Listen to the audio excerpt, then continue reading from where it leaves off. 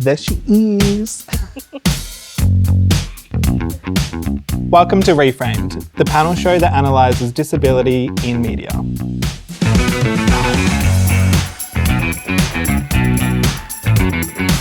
My name is Jason Climo and I'm one of your co-hosts. I'm a queer young person with disability. I am very passionate about the accurate representation of people with disability on screen. And I'm Stephanie Dower. I'm a filmmaker, I'm an access coordinator, and I'm a keen traveller. And I'm really excited to talk all things disability on screen today with our amazing panel of guests. First up, we have Caroline Bowditch. After 16 years of an acclaimed career as a performance maker and industry leader in the UK, Caroline returned to Australia in 2018 to take on the role as CEO at Arts Access Victoria. A big role indeed. During her 6-year tenure, Caroline's strong advocacy resulted in significant reform of funding programs for deaf and disabled artists. We're also joined today by Madeleine Stewart. Thank you so much for coming on. Yeah, look at that.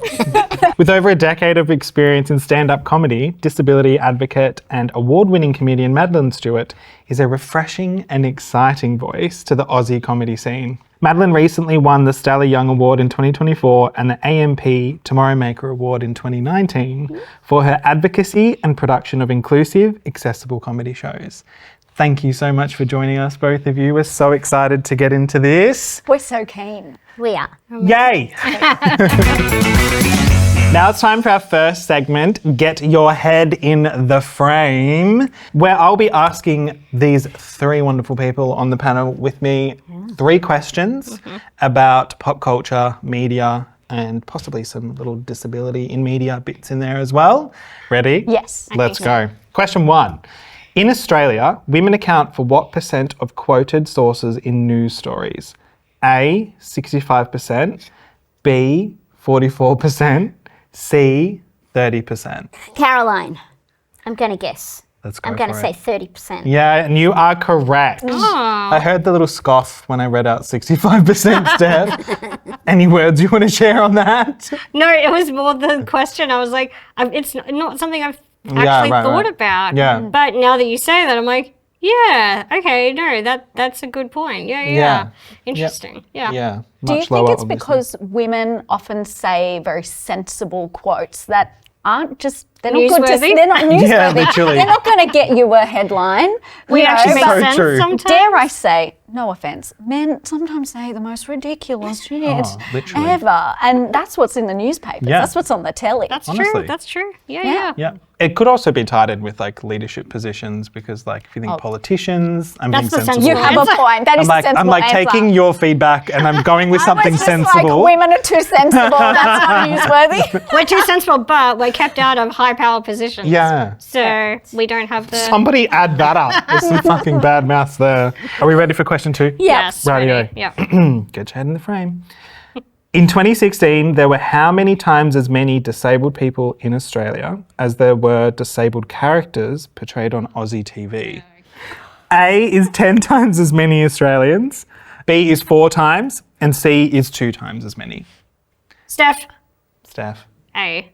10 times as many. Incorrect. Okay. Well, then, Maddie. So, yeah. B. Yes, correct. 4 times as many Australians Really? Okay. lived in Australia, or people with disability lived in Australia as there were people with disability portrayed on Aussie TV. So, Okay. yeah, I would have thought it would be more. Yeah. Are we ready for question 3? Yes. Yes. Yes. Which of the following is not referenced as one of Timothée Chalamet's official nicknames on his IMDb? A, Timmy Tim, B, Timultuous, or C, Timo? All of them are ridiculous. I want them all to be like things that he actually calls himself. I feel like Timultuous could be like a rapper's name. I think it could be C, simply because, like, he's French. No one's calling him Timo. Timo. Well, you'd be wrong. Oh, wait, hang It's on. either A, Timmy Tim, or B, Timultuous. All right, I think he doesn't call himself tumultuous. Correct. Damn it, I wanted that to be true. It's the best of the 3. Yes, it is. Like, what's yes. Timo? We should send it in. Yeah, we should. We'll send it in as a suggestion. Timothée Chalamet, please call yourself tumultuous. As soon as we finish here, we're sending it in to IMDb. You heard it here first on Reframed. Now it's time for show and talk. So our two wonderful guests have brought along some pieces of media for us to check out and really just talk through what went right, what went wrong. So let's play clip number 1.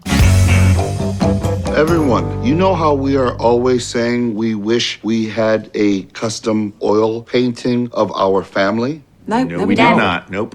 Well, I lucked into a coupon. Please welcome... JJ, I just got off the phone with the Social Security office. I was complaining that you haven't received your checks. They looked at your file and it turns out you have been receiving your checks. You've just been spending the money on flashy gifts. Oops. Well, I hope we can all laugh at this someday. Oh, if you think that's funny, there's more. When they looked at your file, they saw that you haven't reported your earnings at the grocery store last year. You shouldn't have got any money, and now you have to return all of it. Are you ready? He can't pay you.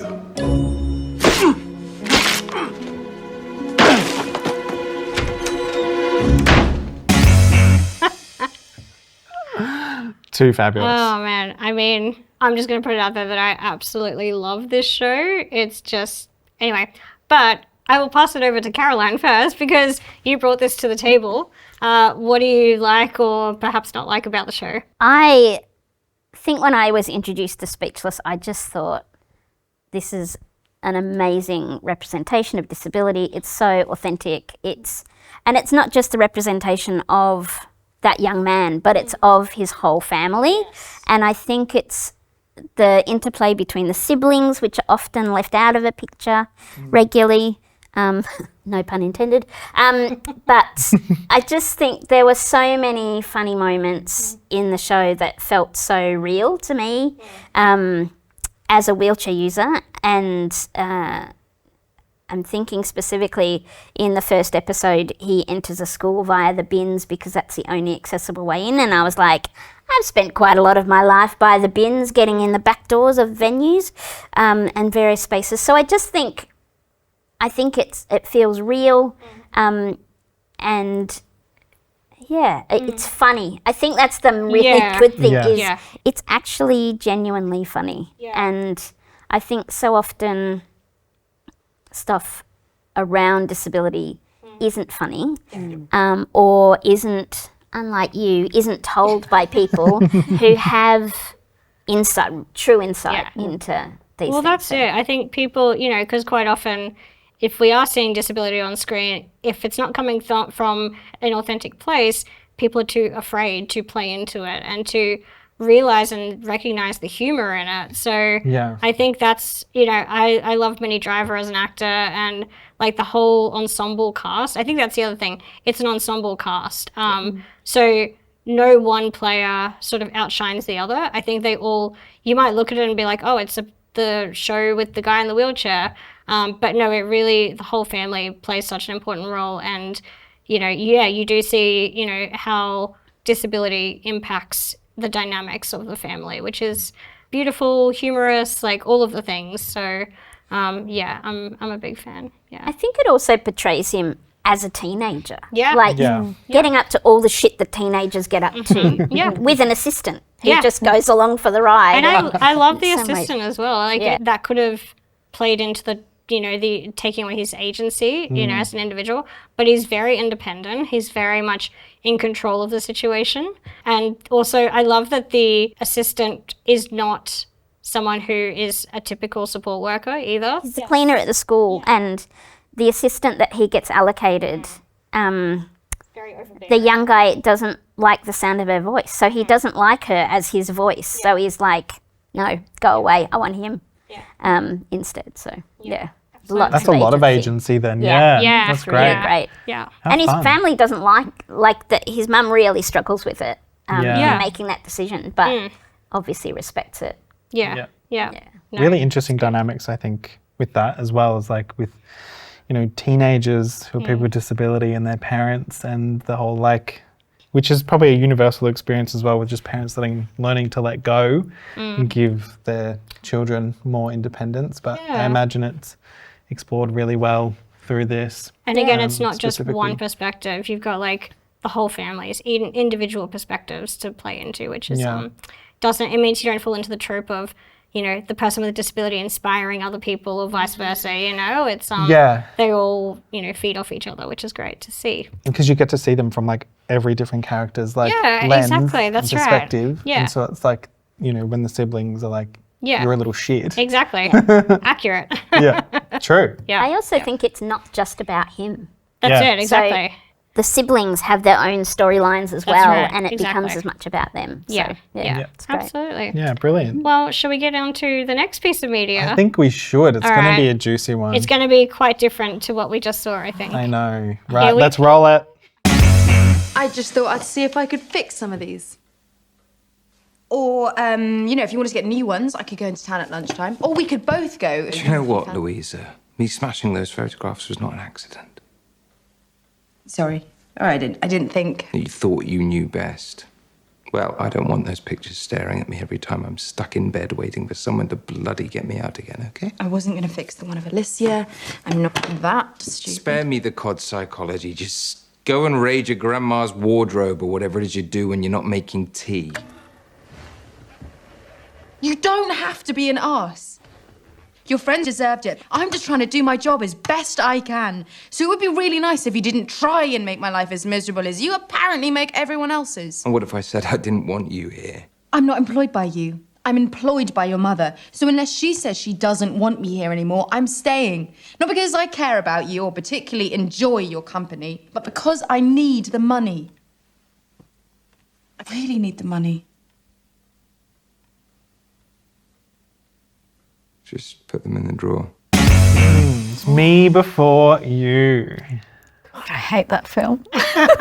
Absolute fucking dumpster fire in my opinion. I mean, yeah, I don't know if there's much in the way of redeeming factors, except it shows people with disability can be assholes too. I don't know. That's I mean, I there's was thinking that. romance. kind of it.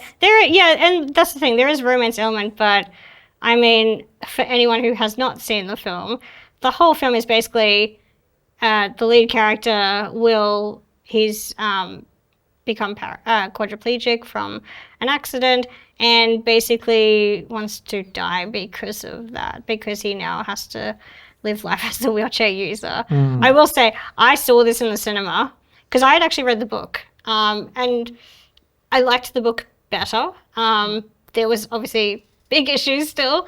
I did like the book better. Seeing it on screen, obviously a lot of context was taken out as well. But I remember seeing it at the cinema. I was sitting at the back of the cinema because that's where the accessible seating was. And honestly, I swear, at the end, when the credits were rolling, everyone's having to walk past me to exit the cinema. I felt like saying to each and every one of them, like, I don't want to die. Like, not everyone that uses a wheelchair is miserable. Like, that is an So extreme. funny. It was just... it was very uncomfortable. Also, like the character of Will, he's so privileged. His so family is privileged. so rich. Yeah. Like, let's just pop off to Switzerland. Yeah, wherever they're going. literally, yeah. Like, you know, let's hire a full-time Yes. support worker as well. Yeah. I hated that as well because it's like, your mother, how old are you, man? Like, and your mother is hiring your support worker for you. Like, I really hated that moment in that clip as well, though, because like I don't it's work for so you, I work for- yeah, yeah. and like he has no choice and no agency, and I really hate that. 'Cause Like, pretty much, he- I hate everything about this movie. he would be such a capable individual. He has all the resources he would need to live an incredible life, a different life to what he lived, absolutely, but an incredible life. And he just throws it away because the world has told him that the disabled experience is not worth it. Yeah, You'd rather be dead. Yeah. Not to Literally. mention how non-disabled people are like, I can do anything. At least, Yeah. you know, it's At very least much I'm used not as that disabled, yeah. inspiration, Yes. porn yuckiness. Absolutely. Also, nobody's questioning the fact that his support worker is hooking up with him. I mean, yeah. Talk about great. Yeah. Like, is she still being paid? Yeah, is she being paid? When does that stop? Is that the NDIS sex worker thing that they were talking about in the media? I wonder if Is the that- NHS is going broke. I mean, Yeah. no, it's Oh my gosh. yeah, it's you know, actually what you said before, Caroline, Liz Carr's documentary, was it Better Off Dead? Better Off Dead. Yeah, like that just rings, like, you know, that's how it's seen, and it's so traumatizing, I think, Here's my problem with it though, is like, okay, that's a storyline, right? And that's some person out there or a group of people out there will have that Of course. as their, like, ringing true as their experience and their current feelings. It does nothing to try and like explain the nuances of why someone with disability might feel that way. That's it. Because we all have probably And I experienced think- times where we've felt Of course. like absolute garbage because of a lot of the time things that are going on in like wider society and the community. I will The say, joys of ableism. Yeah, and but I inaccessibility. will say like, that's where I think the translation between book versus film, Yeah, some of right. that context is taken out. Yeah. So which is unfortunate. But I mean, it's not very sexy and entertaining. no, well, that's it. And you've only got, 2 hours in a film. A book has a lot of detail, but Yeah. it's still not great, even Yeah. in the book. So Yeah. Right. Yeah. On that note, let's move on to la- our last clip. third and last clip. Let's play it.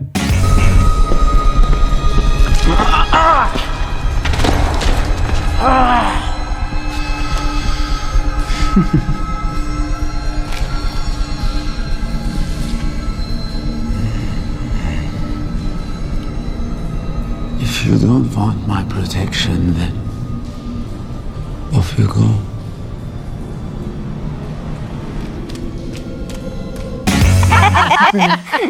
Bye, Felicia. that was an easy choice. Yeah, I love that little girl. She's got a little sass. Yeah, she does. So I brought this one. Yeah, like take I brought us this away. one in. Well, obviously, Bond is a classic. It's classic. We have all experienced a Bond villain that either looks like us or is very connected to our disability. Because let's say there's a lot of diversity and disability represented in Bond. Such a pity Yeah. no disabled people play them. You know what I mean? Yeah. What a shame. Yes. And they're always villains They're always villains. or victims Yes. Yeah, true. or both. Yeah. I think if you haven't seen No Time to Die, spoilers. All I'm saying is we have this like history of Bond that we hate, terrible representation, terrible, like as a child, Bond villains were the first representation of me that I've ever seen. Yeah. And or like people with disability. So I was always grew up being like, okay, disabled people are villains. Yeah. You Always. know, it wasn't until Star Wars that I was like, oh, we could be heroes. Yeah. It could happen. I'm not going into that. But I've been watching this film, and there was something about Rami Malek's character, Safin, that I actually, weirdly, devil's advocate, connected to. Okay. In a surprising manner. Yeah. Okay, he's a very naughty guy. He's doing a lot of naughty things. That's where you connected. He wants to ruin the world. Maybe not then. I don't have like a diabolical plan to destroy the world. But he had some good points. Like there were some moments in this film where I was like, do you know what? I actually kind of feel like, yeah, I agree. Who's the villain? Who's the hero? Yeah, okay. Because like there was a great moment in this film where Safin says to Bond something like, we're the same. You are constantly killing, and there is constantly like this fallout, these, people who are around who just happen, like innocent victims who are dying. Like he's blowing up cities. He's ruining these beautifully architectured Pulled out, homes. Like he's blowing up cemeteries. He's shooting up Italian villages. Oh, no. This man needs to be stopped. And thank God someone stopped him. Like he was killed at the end. Thank goodness, because someone had to do it. James Bond has killed more disabled people than any other hero. Someone had to get revenge. Exactly. He's killing more disabled people than ever. And he may as well work for NDIS for the amount of disabled people he's killing. But all I'm saying is, Bond and Safin, who is the villain? Bond is a terrible man. He needed to be stopped, and I'm glad someone did. Yeah. And Safin's like, I've got my little isolated island. I've got my little garden going. Yeah, he was He's very just like... isolated. He's got this weapon that is like based in DNA, so it's not like a virus where chronically ill people are going to be, affected. He's like, no, I'm specifically killing people I want to kill. He's thought about it. He's got really it thought it through. done. Yeah. All I Very can say is precise. disabled people get things done efficiently, and I can't I help will but say admire that. we're the best problem solvers. I say this all the time. Yeah. That was the underlying message of this whole movie. No. I just wanted to play devil's advocate and be like, you really look, leant hard into the devil's advocate. But you there. know what? You pulled us into your side now. I'm like, yeah, you are right. yeah, I watch every Bond film being like, okay, here we go. Disabled people are going to ruin the day. And like Cyclops, obviously, with his eye exploding. I mean, wonderful foresight for his parents to call him Cyclops before the incident. Before that even happened. Yeah, but it's a wild ride, Bond, and I mostly dislike it, but I can't help but They admire. do love to fall into that trope of just hiring non-disabled people to play disabled people, and also making the disabled people the villain all the time. So We need a very disabled Bond. two-dimensional. I was just about to say, where's our Bond? Yes. Exactly. Yeah, but I want like a smart Bond, like a Safin Bond. Yeah, exactly. Yeah. Who A actually precise Bond. precise. Stop blowing up Italian architecture. Yes, stop it. Blow up the ugly buildings. Yeah. Love it. I love it. All right, and now we're going to get into our next segment, Ads Askew. So we're all going to watch an ad for the first time together, and you'll see our in-the-moment reactions to it. I'm assuming there will be some sort of disability representation involved, so we'll see how on point it is, or perhaps how askew it is. So let's roll a clip.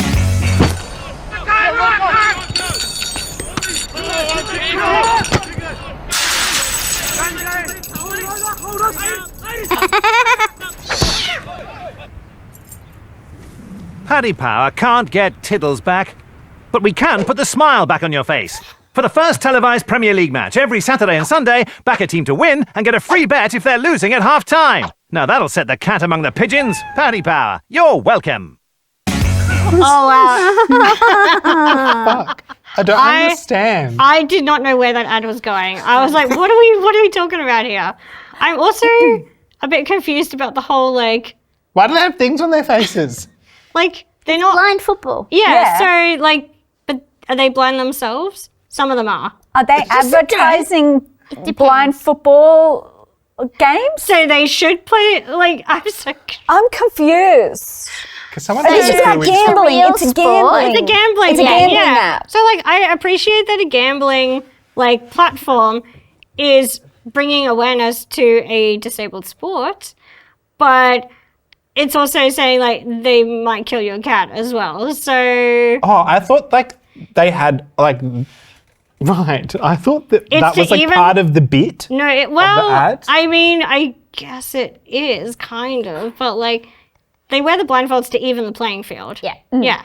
It's like goalball as Right. well. Yeah. Okay, so But, radio. and so honestly, I thought this was going to be a Specsavers ad. It's like, oh, I should have gone to Specsavers. I think it's fine. I don't know.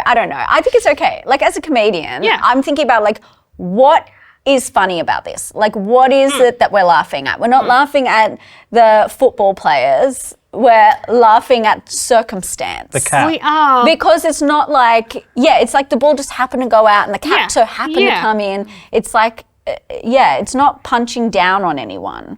But then Except maybe the ref. Are who they all should've- kind of walking around a bit like, they all kind of look like they're not used to that environment. They all kind of look like they've been dropped into this game and put blindfolds on. I'm not getting like lived experience from them, but I also could be reading too much into it as well. So I'm not really sure what I feel about this. We can't assume someone's No, this is right, disability. exactly. We don't know. They could be blind. I'm exactly right. Who knows? They should have used a Who knows? famous team. Yeah, someone we know, yeah. Because we're all Maybe really into sport. we're super. This could be like the Olympic team, Did like you the try- Paralympic And I team wouldn't know. for the UK. So again, we'd be like, See? oh, they're definitely non-disabled people. showing up. They look too good at that sport. They can't be. I'm relieved that we see the cat up a tree. Yeah, the cat Yes. survived, Yeah. thank goodness. A 10 out of yeah. 10 for the cat. Yeah. Yes. Good effort. Yeah. Do you think they added that in just from like audience response, being like, we need to know if the cat's Absolutely. okay? Yeah. Please don't let the cat die, please. Yes. I'm so on the fence about this. Like, I don't know what it is about it. I just feel like I don't know if it's right or not right. To be fair, we're not scoring it, so we don't have to I have a know. conclusion. But yeah, I mean, I'd be curious to know if anyone else has any thoughts if they see this ad. I also don't know what the general public would make of this. That's like, what I whether mean, they that's would why- watch it going, why they all got blindfolds on? I mean, Kinda that like was what my we did. initial reaction because I was like, surely, like, a massive gambling company in the UK isn't actually including a disabled Again, sport. you just said no, but Because to be fair, to me, I'm like, the bar is so low the that I don't UK. assume the UK. But that it there's is, actual inclusion. It's the UK. UK. They have That's got what we say, inclusion. like, I was they're waiting for them to take them they're off so and then be far like, oh, ahead. we kicked the cat or something. And it was, Specsavers or... No, it's So I feel like in conclusion, we're not quite sure if it's askew or not.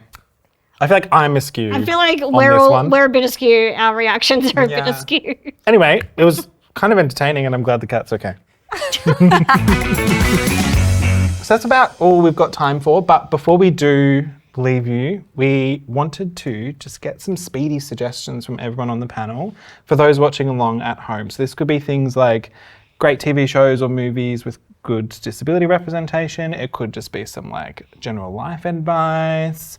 It could be some accessibility and inclusion advice, whatever. So I would probably say my first piece of advice, if you want to see some good representation of people with disability, I find personally my favorite representation of people with disability is out on the fringe, like the little indie films, Yeah. you know, unknown disabled comedians, you know, like if it's coming straight from the source, it's golden. You know, it's like a privilege to hear these stories. I think Emily Dash makes excellent films. Absolutely. Every single one of her films are brilliant because Very she's good. part of the whole thing. She's not just like she's in some of the films, but she's not just like an actor in them. She's also like writing them, directing them. You've got to be like not just on the front of the camera, you've got to be behind the camera. And that's when the good tone comes through the work. And I think that's where a lot of these shows go wrong. Because we watch it and we can straight away clock if a person with disability was part of the decision making and the producing of the film. and just like the creative, Yeah. the writing, all of it. Exactly. And so it's so refreshing when we do find things that are like created and like it's important to have more inclusion behind the camera. Absolutely. That is my hot Preach. tip. Love it. Amazing. Caroline? I would say if you're in a new city, Yes. find a disabled person to orientate you to Yes. transport. I was fully thinking agree with about this the other day and I was like, wouldn't it be great if visitors, if we could have disabled visitor guides almost that would kind of meet up with you and go, let's spend an afternoon together. What can I show you? What do you need to know? You need to know how to go on a train. There's rules in Melbourne and all those sorts of things. So I think disabled mentors or travel companions in cities, I think would be great. On a little bit of a thought. really quick side note, I feel like I really need to find like a disabled travel agent. Oh, yes. That's one of my aspirations, is to be a Yeah. disabled travel agent. Well, there you go. Yeah. I haven't got there yet. Opportunity. Yeah, well, you Be know. first client. I want to have a website at some point called Crip Hacks. Yeah. Where we can pull all of those things Yeah, to yeah. kind of go, Yes. That's fun. Yeah. can't reach the tap in your bathroom, get a stick, put a thing on the end and you can pull it with it. Again, problem that. solving all is these our shtick. simple Yeah. things that we do all the time, but Yeah. actually we don't often always have an opportunity to share them with each other. So Yeah. Mine is just going to be, because I don't think I've done this much so far, but mine's a little message to the non-disabled people of the world. Do not touch somebody's wheelchair or assistive device without their permission. An explicit permission. You can definitely ask if they need help. So for me, for example, I always get asked for help when I'm like getting in and out of the car. And I'm sure like sometimes I'm like being really rough and it looks like, oh my God, his wheelchair's going to go flying away in the wind or something. But like, Wow. I know I don't need help, by the way, usually. But it's nice if you ask. It's not nice if you ask and then as I'm saying, no, you've already touched my wheelchair. And I'm like, get out of the way. So that's my little PSA. Yeah. Steph? Yeah, I'm also going to follow on a little bit for the non-disabled crowd out there. Just around, because we were talking about in Speechless how Michael Fowler's character, he has a support worker with him most of the time. And I often have a support worker going around with me at different places. Yep. And never greet the support worker first. Never Yeah. direct conversation to the person that the person with disability is with, whether it's an interpreter, a support worker, whoever they may be.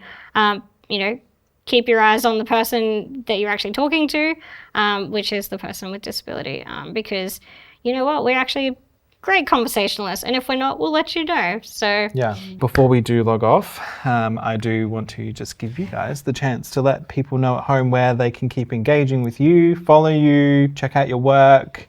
So Madeleine, why don't you just let us know first? Well, I'd probably say Instagram. Follow me on Instagram and send me messages. You can see my work a lot on Instagram, or you can just come to my shows. Caroline? I'm a bit crap on the old socials. Look me up in the yellow pages. Yeah, absolutely. No, you can find me on Facebook, just under Caroline Bowditch, or I'm Agent Bowditch on Instagram. But I'll start populating Very like Bond it. I promise. themed again. Agent. Agent Bowditch. It's because Agent I was an Bowditch. agent for change. But I never got any special weapons or a long leather coat, which is what I really wanted to hide them in. But anyway, I got the title. Next film. Yeah. You don't know. You don't know Yeah. who the next Bond is. It could be you. Could be you. You're the next Judi Dench. Yeah, yeah. you I love it, imagine? yes. M's. That's all we've got time for. So thank you so much for watching along, and we'll see you next time on the next episode of Reframed. Oh,